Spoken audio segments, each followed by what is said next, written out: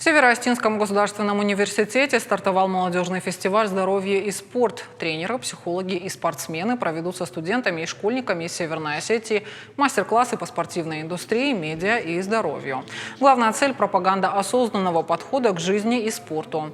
Российское общество знания пригласило лучших экспертов. Они поделятся с ребятами своим опытом, видением и советами по правильному и здоровому образу жизни.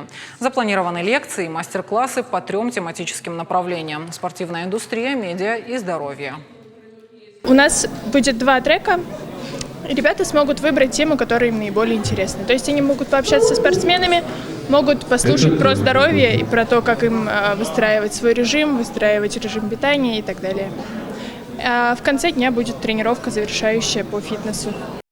Очень важно, чтобы молодежь хорошо знала о том, каким образом нужно сегодня заботиться о своем организме, заниматься спортом, насколько это важно и актуально.